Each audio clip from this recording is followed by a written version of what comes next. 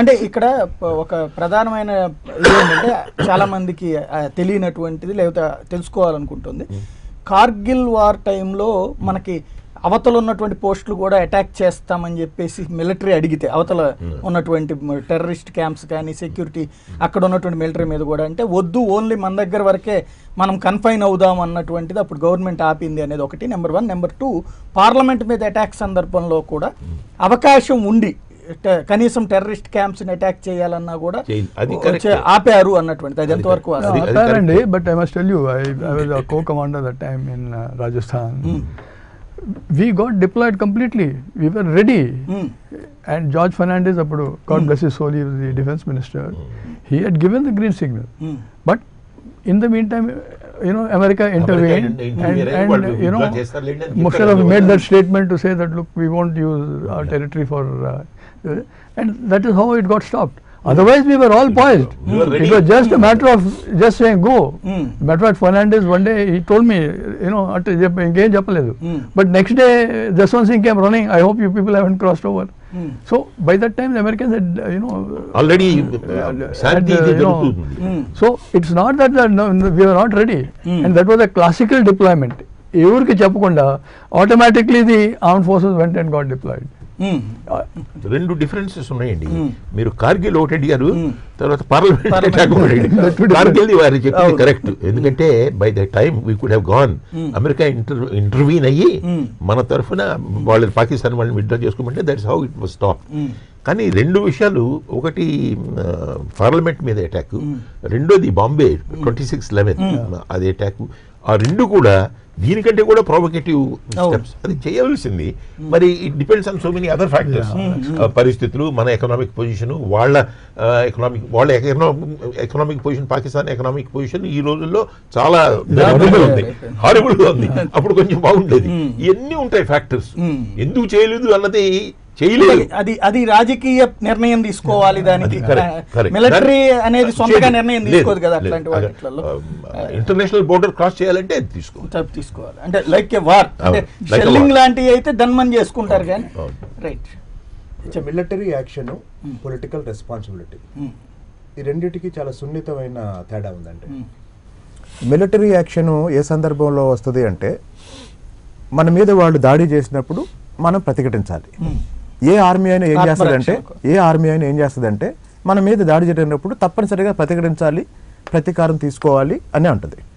కానీ దీన్ని ఇన్ఫ్లుయెన్స్ చేసే మిగతా అంశాలు ఏంటంటే, యుద్ధాలకు సంబంధించి, పొరుగు దేశాలకు సంబంధించి, బైలేటరల్ రిలేషన్స్, ఈ పొరుగు దేశాలతో సంబంధాలకు సంబంధించి అసలు మన ఫారిన్ పాలసీ ఏంటి.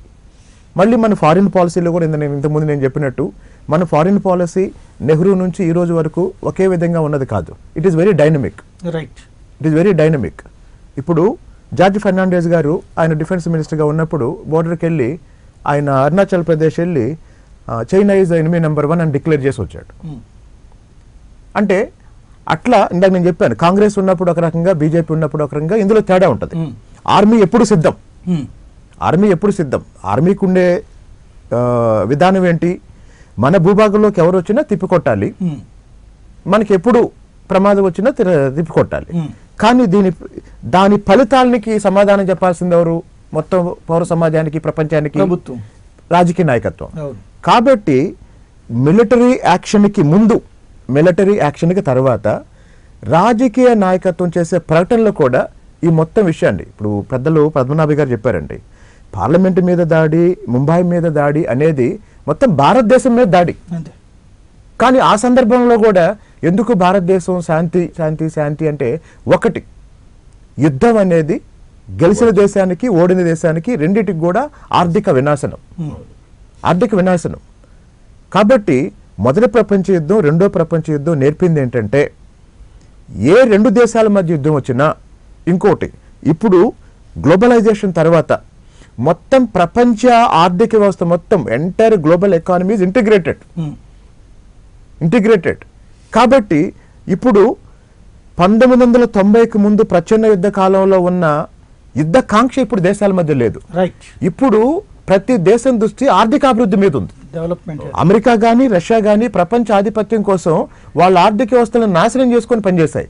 కానీ ఇప్పుడు ప్రతి దేశం ఆర్థికాభివృద్ధి, ఆర్థిక పునర్నిర్మాణం మీద దృష్టి పెట్టాయి. రైట్. కాబట్టి ఈరోజు ఇమ్రాన్ ఖాన్ ప్రధానమంత్రి అయిన తర్వాత పాకిస్తాన్ ప్రధానమంత్రుల్లో ఎవరు గ్రహించని విషయం ఇమ్రాన్ ఖాన్ గ్రహించాడు. అదేంటంటే పాకిస్తాన్ ఈరోజు ఆర్థికంగా చాలా దారుణమైన పరిస్థితుల్లో ఉంది. ఇలాంటి పరిస్థితుల్లో మనం ఆ పాకిస్తాన్ ఆర్థిక పునర్నిర్మాణానికి ప్రథమ ప్రాధాన్యత ఇవ్వాలి తప్ప మిగతా అంశాలన్నీ సెకండరీ. వాళ్ళకి ఇష్టం లేకపోయినా ఈరోజు చైనా సహకారంతో వాళ్ళు చైనా పాకిస్తాన్ ఎకనామిక్ కారిడార్ని ఎందుకు అభివృద్ధి చేసుకుంటున్నారంటే వాళ్ళకి అభివృద్ధి కావాలి, ఉపాధి అవకాశాలు కావాలి.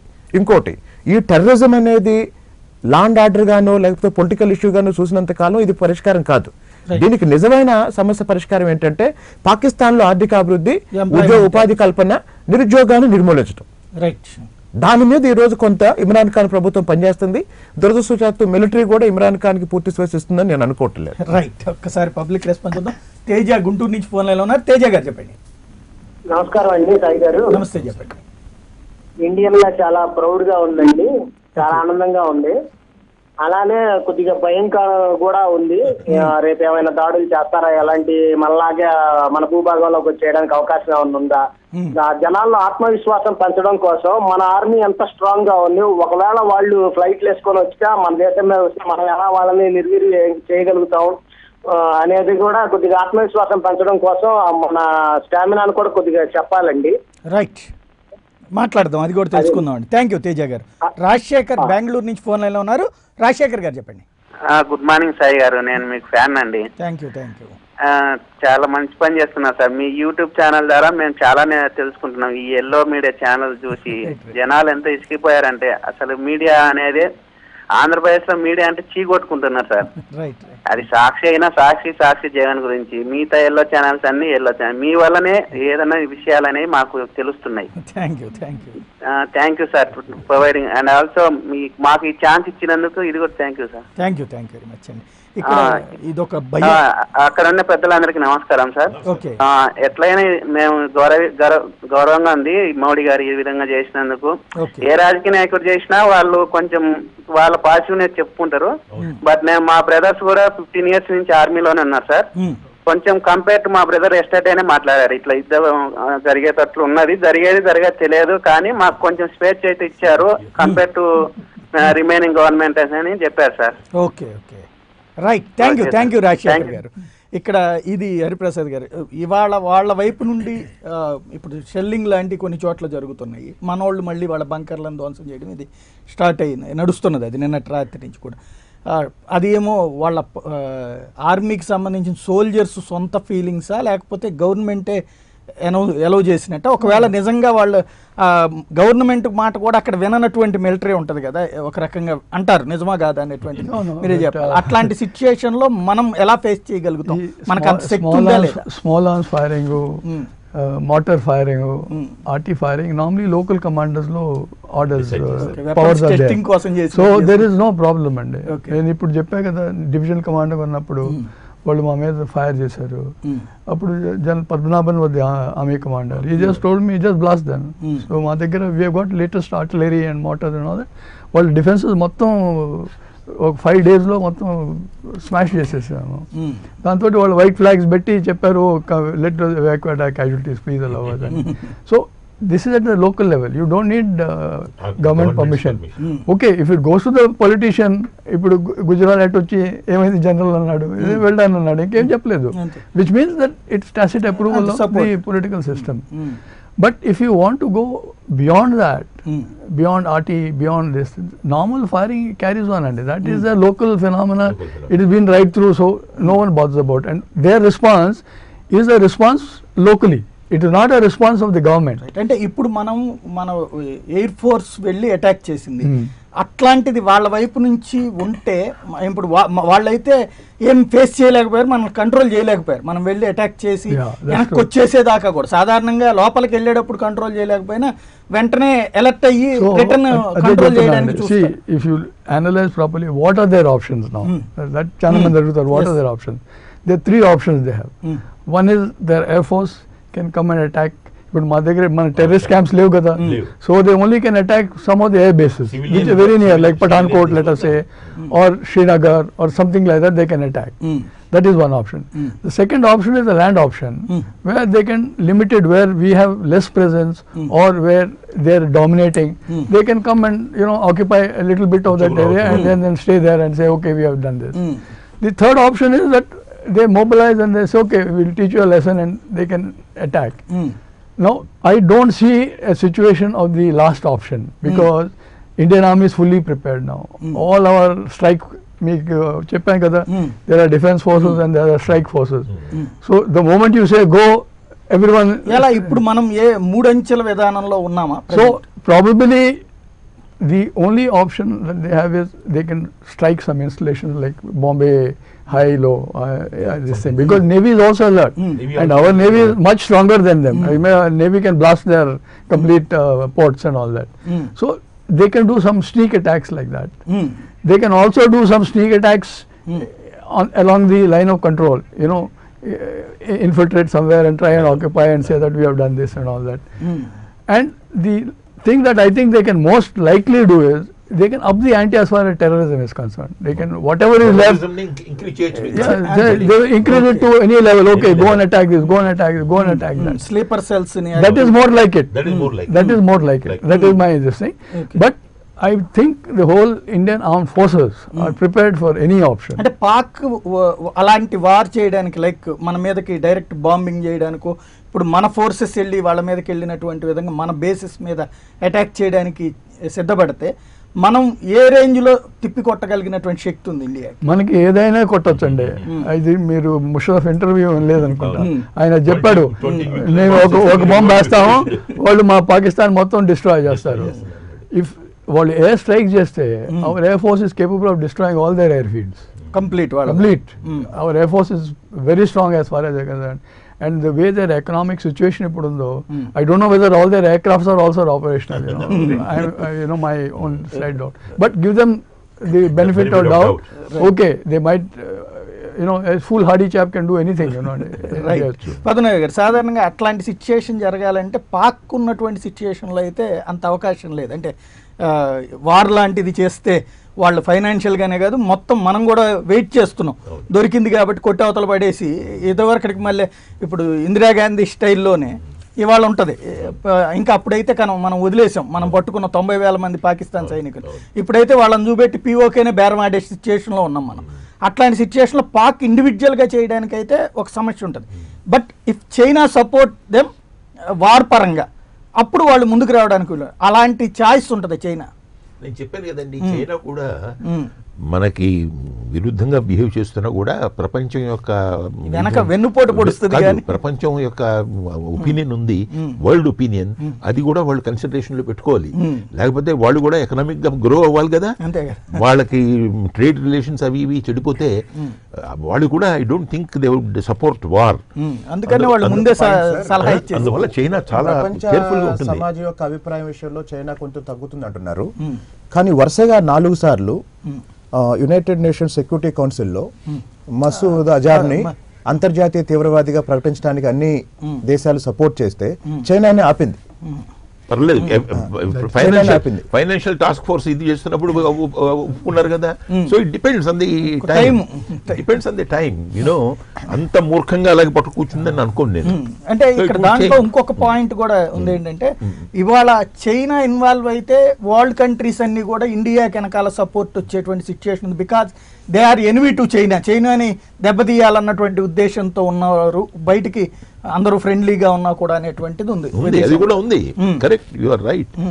కానీ పాకిస్తాన్ యొక్క ఆప్షన్స్ ఏమిటంటే ఈయన చక్కగా అనలైజ్ చేశారు. ఒకటి స్నీక్ అటాక్స్ కాశ్మీర్లోను, ఆ బోర్డర్లోను, లేకపోతే రాజస్థాన్లో చేయడం, దాన్ని మనం తిప్పికొట్టగలుగుతాం. ఏది వచ్చినా కూడా తయారుగా ఉండాలండి, మనం ఉన్నాం కూడా.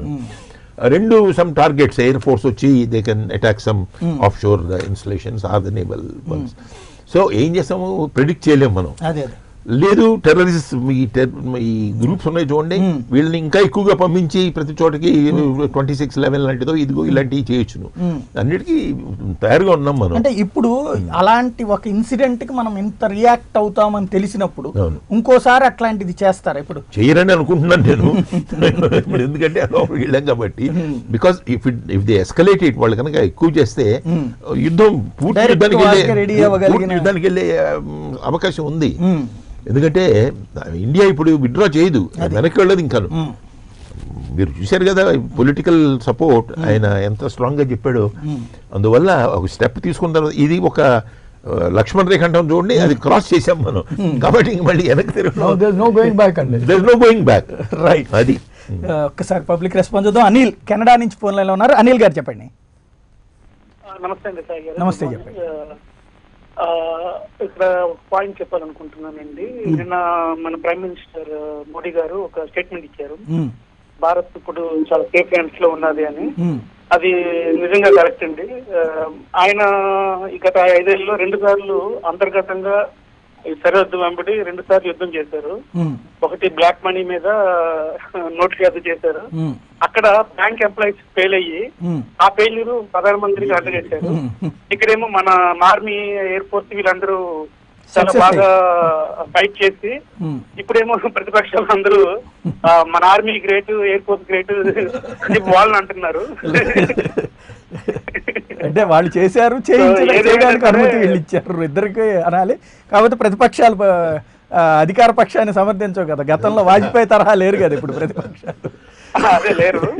దానికోసమే మన ప్రతిపక్షం చూస్తే జాలి పడాలో బాధపడాలో అర్థం కాని పరిస్థితిలో ఉంది. థ్యాంక్ యూ అనిల్ గారు. సూర్యకళ హైదరాబాద్ నుంచి ఫోన్ లైన్లో ఉన్నారు. సూర్యకళ గారు చెప్పండి. అక్కడ అందరికీ కూడా గుడ్ మార్నింగ్ అండి. మార్నింగ్ చెప్పండి. ఫస్ట్ ఆఫ్ ఆల్ మనం ఈ రోజు మన సైనికులకి, మన ఆర్మీకి, ఇండియన్ ఫోర్స్ కి మనం అంతా థ్యాంక్స్ చెప్పాలి. ప్లస్ రుణపడి కూడా ఉన్నాము. ఈ రోజు మనం అంతా ఇలా మాట్లాడుకున్నామంటే వాళ్ళు అక్కడ కాపలా కాగిపెట్టే కదా. ఫస్ట్ సెకండ్ వచ్చేసి మళ్ళీ ఇమ్రాన్ ఖాన్ నిన్న చెప్పారు కదా, మేము కూడా రిటర్న్ గిఫ్ట్ ఇస్తాము, రెడీగా ఉండండి అని. సో మన వాళ్ళు ఏ విధంగా రెడీగా ఉండాలి అంటే, వాళ్ళు డైరెక్ట్ అటాక్ చేసే పద్ధతి అయితే లేదు. ఎందుకంటే వాళ్ళకి తెలుసు మన ఇండియన్ ఆర్మీలో సగం కూడా కాదు వాళ్ళ ఆర్మీ. మన త్రివిధ దళాలు చూసుకుంటే అందులో సగం కూడా కాదు. అయితే వాళ్ళు డైరెక్ట్ గా అటాక్ చేసే పరిస్థితులు అయితే లేవు. మళ్ళీ మొన్నలాగే ఏమైనా దొంగ పేపర్ తీసే ఛాన్స్ ఉందా? 2 days బ్యాక్ 3 days బ్యాక్ మన పాత బస్తీలో ఒక 2-3 సిరియాతో మాట్లాడుకుంటే అట్లాంటి వాళ్ళు ఉన్నారు చాలా మంది. ఆ భావజాలం ఉన్నటువంటి వాళ్ళు ఉంటారు. వాళ్ళ విషయంలో అలర్ట్ గా ఉండాలి, తప్పదు అది. ఈవెన్ ప్రజలు కూడా అలర్ట్ గా ఉండాలేమో, ఎందుకంటే ఎవరు వస్తారో తెలియదు, ఎటువంటి మనలోంటే వస్తారేమో. అంతే కదా. థ్యాంక్ యూ సూర్యకళ గారు. పూర్ణచంద్రరావు ఒంగోలు నుంచి ఫోన్ లైన్లో ఉన్నారు. పూర్ణచంద్రరావు గారు చెప్పండి. Good morning sir. సాయి గారు. మార్నింగ్ అండి. సార్ ముందుగా ఈ ఛానల్లో టెలికాస్ట్ అవ్వట్లేదు సార్. ఇటువంటి ఛానల్లో ఎప్పుడు వస్తుంది సార్? అంటే యూట్యూబ్కి ఇది అవుతుందా లేకపోతే? లేదండి, ఆల్రెడీ మేము చేస్తున్నాం. ఎంఎస్ఓలతో 1 by 1 మాట్లాడుతున్నాం, వస్తూ ఉంటుంది. అంటే ఈ డిబేట్ నేషనల్ న్యూస్ అనేది ఈ ఛానల్ మన తెలుగు మీడియా, ఎల్లో మీడియా కానీ బ్లాక్ మీడియా కానీ చూపించాం సార్. ఎంతసేపు వాళ్ళ గోళ్ళ వాళ్ళు పాదయాత్రలు అన్ని గందరగోళంగా చూపిస్తుంటారు. ఆ యాడ్స్ అని బాబు గారు ఎక్కడికి వెళ్తే అక్కడ అదే పనిలో చూపిస్తూ ఉంటారు. అంతేగాని అసలు నేషనల్ దాంట్లో ఏం జరుగుతుంది పైన అనేది ఒక న్యూస్ కానీ డిబేట్స్ కానీ వీటి మీద ఏం ఉండవు సార్. అది కూడా వాళ్ళు పొలిటికల్ గానే చూపెడుతుంటారు. అవును సార్. అది సార్ బాబు గారు దువ్వుకున్నారండి, బాబు గారు పోలవరం సందర్శనకి వెళ్ళారండి, ఇటువంటి అంటే పబ్లిక్ కూడా బాగా విసిపుట్టిపోయారు సార్. ఇటువంటి ఛానల్ పబ్లిక్ లోకి వస్తే అన్ని న్యూస్ తప్పకుండా అంటే పబ్లిక్ కూడా ఇక్కడ ఒకటేంటంటే, మేము భారీ ఇన్ఫ్రాస్ట్రక్చర్ అద్భుతాలు చేయాలని కాదు, బట్ మీరు కోరుకున్నటువంటి విధంగా న్యూస్ అందించడానికి మా ప్రయత్నం చేస్తూ ఉన్నాం.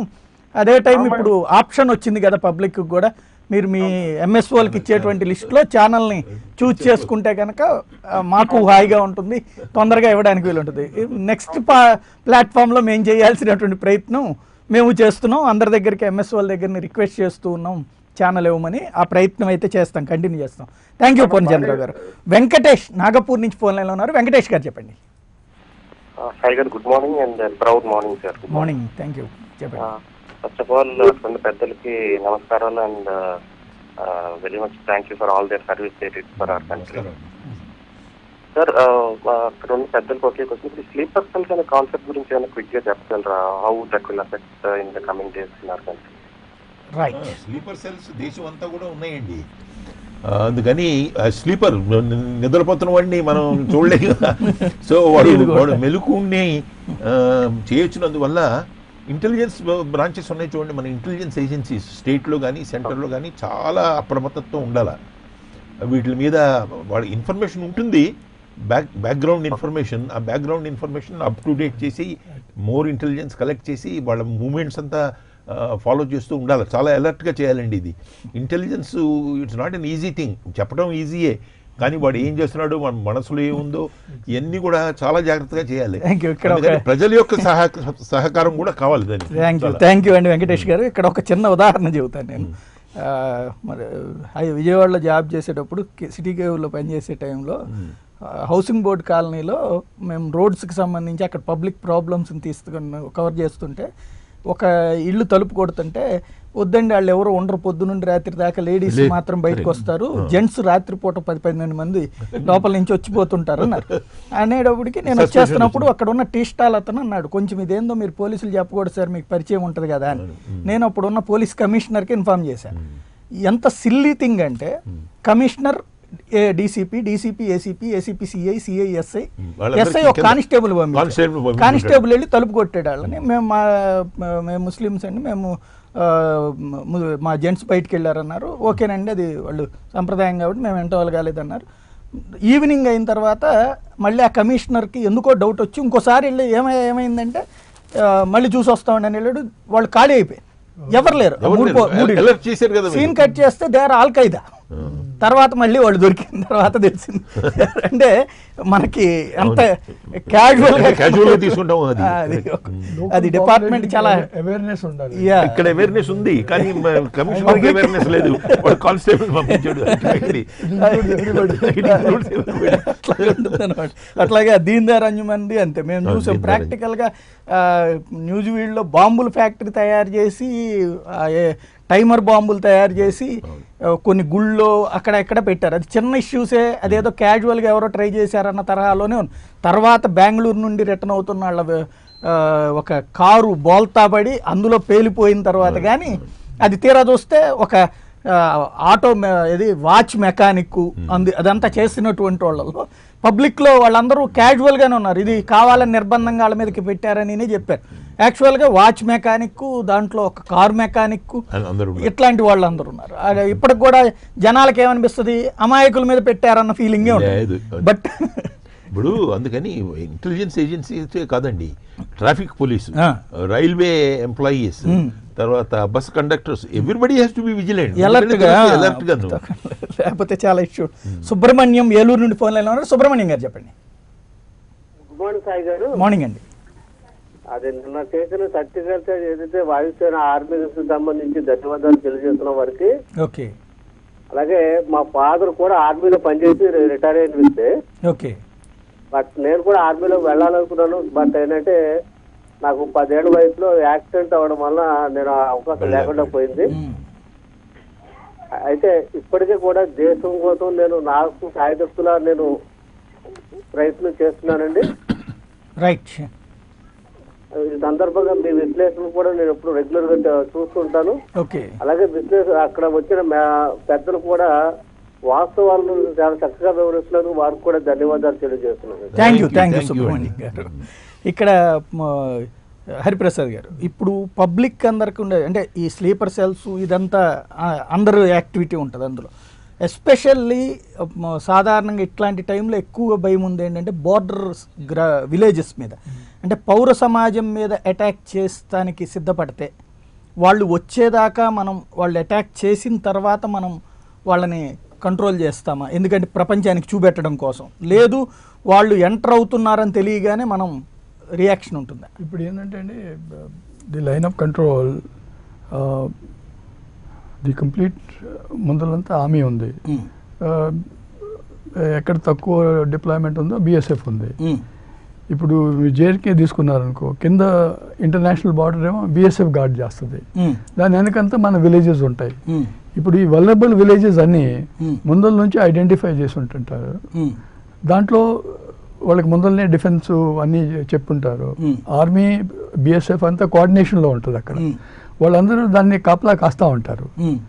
ఇప్పుడు బార్డర్ క్రాస్ చేయడానికి ప్రయత్నం చేస్తే ఇప్పుడు సర్విలెన్స్ ఉంది కదండి, ఇప్పుడు అంతా ఫెన్స్ కూడా ఉంది, సర్విలెన్స్ రెడార్స్ ఉన్నాయి.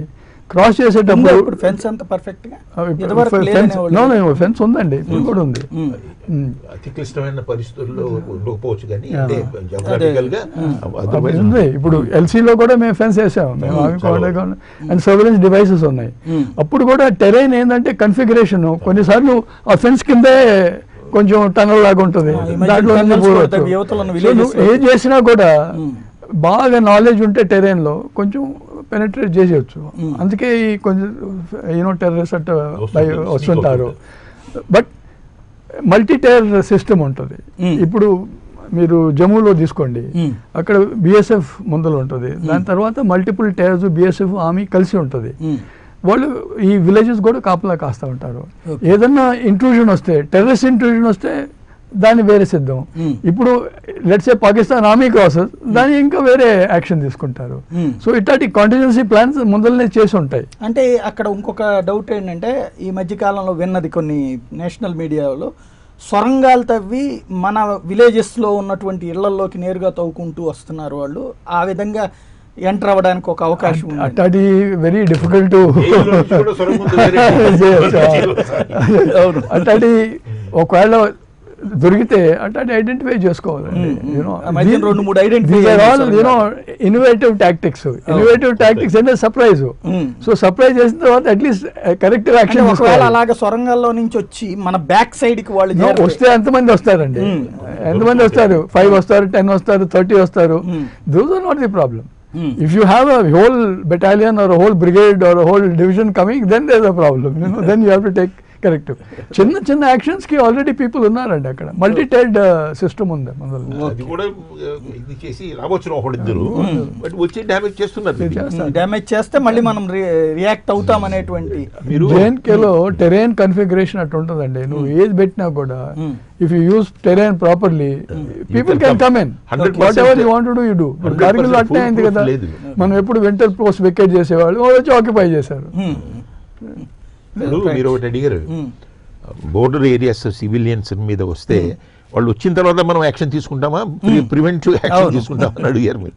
మనం ఇది ఈ అటాక్స్ బాలాకోట్లో జరిగినప్పుడు ఒక విషయం మర్చిపోయాము మనం, చాలా ఇంపార్టెంట్ ఫోకస్ చేసింది. ఒక రీజన్ ఏమిటంటే ఈ అటాక్కి they have plans to attack India. I mean, we have got beautiful information, very pakka information. ఈ టెర్రరిస్ట్ గ్రూప్స్ ఇండియాలో అనేక చోట్ల వచ్చి యాక్షన్ చేయడానికి తయారుగా ఉన్నారని తెలియటం వల్ల మనం యాక్షన్ చేసాం. Same thing happens in the border area. మనం వాళ్ళు వచ్చేంత వరకు కూర్చోం, మనం వాళ్ళు వస్తున్నారని తెలిస్తే ఇంటెలిజెన్స్ కనుక ఉంటే we can take preventive action. Pick up చేస్తాయి 15 పీపుల్ చేస్తే radar picks up. Surveillance radars అన్నీ ఉన్నాయి, ఫెన్స్ మీద అటాచ్ ఉంటాయి. ఇప్పుడు కొన్నిసార్లు ఒకవేళ నిద్రపోయేవాడు ఉన్నాడు, లేకపోతే some people not take the correct action, అప్పుడు లోపలికి రావచ్చు, పాసిబుల్ డ్యామేజ్ అవ్వచ్చు. You can't totally rule out that అసలు ఏమీ జరగకుండా ఉండదు. 100% గ్యారంటీ ఏం లేదు. బట్ నార్మలీ ప్రాబ్లం ఏంటంటే బార్డర్ ఏరియా షెల్లింగ్ తోటి వాళ్ళ బిల్డింగ్స్ వాళ్ళు డిస్ట్రాయ్ అవుతాయి, లేకపోతే కొన్ని క్యాజువాలిటీస్ అవుతాయి, లేకపోతే వాళ్ళ గ్రెయిన్ లేకపోతే క్రాప్ అయిన డ్యామేజ్, దాని వలన local they feel more but conventional thing I don't think not much. Fence అన్నారు చూడండి, ఫెన్స్ తర్వాత కూడా ఫెన్స్ కి లోపల కూడా కొన్ని అగ్రికల్చర్ భూములు ఉన్నాయి. అక్కడికి వెళ్ళి వీళ్ళు పర్మిషన్ తీసుకుని వెళ్ళి చేస్తూ ఉంటారు. అది చాలా డేంజరస్ ఏరియాస్ ఉన్నాయి. మరి ఆ కష్టాలు you have to leave. And the local దాని క్రాప్ పాపం ఆ ఫెన్స్ ముందర ఉంది, ఆయన ఏం చేస్తాడు, what is his way of livelihood? Pakistan లో పంటలు మనోళ్ళు వెళ్ళి చేస్తారా? ఫెన్స్ మన ఎల్లో ఎల్ఓసికి ముందు ఎల్ఓసికి కొంచెం దూరంలో మనం ఫెన్స్ కడతాం. ఓకే ఓకే ఎల్ఓసికి ఫెన్స్ కి మధ్యలో భూములు ఉన్నాయి. ఓకే ఓకే ఓకే వ్యవసాయం చేయనిస్తారు అక్కడ మన వాళ్ళే. కాకపోతే వెళ్ళేటప్పుడు చెప్పి కానిస్టేబుల్ గా గార్డీకి వెళ్తాడు, కట్ చేసుకుని మళ్ళీ వస్తారు. ప్రతిరోజు పనులు జరుగుతూ ఉంటాయి. దానికి అవతల వాళ్ళు ఒప్పుకుంటారా? మన భాగమే కాబట్టి ఎల్ఓసికి ఇటే ఓకే అది.